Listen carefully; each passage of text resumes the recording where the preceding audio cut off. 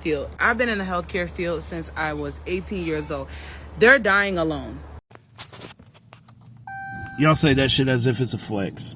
That shit is not a flex. You see, there's a reason that God created men to be able to be alone in life. So being alone in death, not such a big deal. But there's two sides of the coin. Always two sides of the coin. And what you choose to see is, oh, well, if nobody was there with him, he must be an asshole. Or he's underappreciated. Do you think a man goes through a whole life, a full life, and he didn't do anything to add to someone's life? Not one thing, or not one thing for people to add to their life? But that could actually be a reflection of the people that he has around him. See, when I hear you talking, I look at what you said in the corner of that post, or whatever the case may be. When I hear that woman talk, and I see this dude pointing at his ears, pointing at your ears and telling everybody to listen, or whatever the case may be. Now, I'm not sure if he's agreeing with her or not, or if he's just doing what I'm doing, which is showing y'all how fucking evil a person could be. But you do realize that just because a person doesn't do everything the way that you say it doesn't make them a bad person. You do realize that things that you are taught about your father, things that you were taught about your father by your mother, and things that you taught about your mother by your father, is not necessarily the way that they are. That's why you're supposed to judge people based off of your own interactions. In other words, he might not have been there, but what was he doing when he wasn't there? Was he just out gallivanting around and hanging in the streets and doing all kinds of things?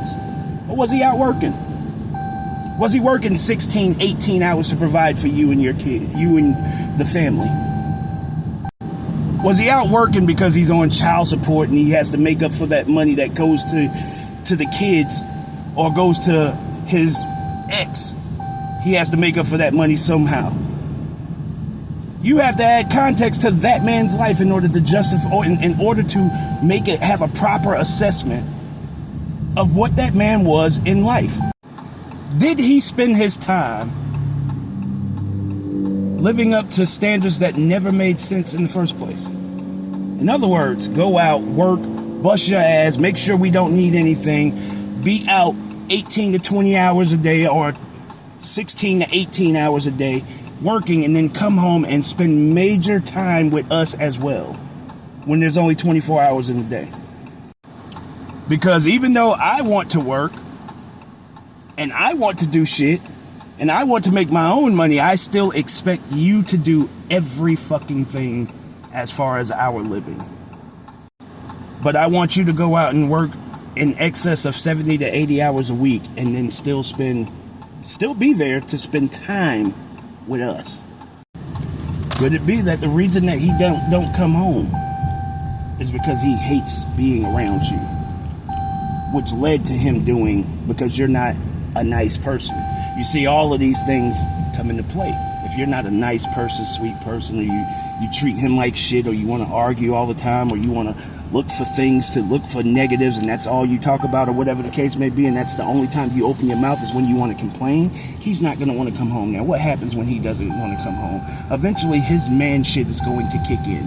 He's going to want to fuck somebody. And then once he wants to fuck someone, now you are in a position where you get cheated on because he hates being around you, and it starts there.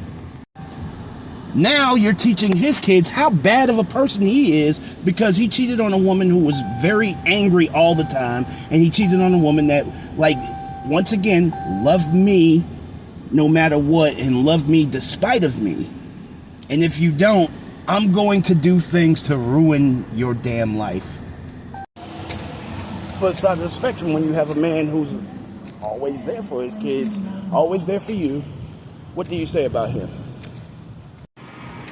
Nothing. Because that's the way it's supposed to be, so you don't need to acknowledge it.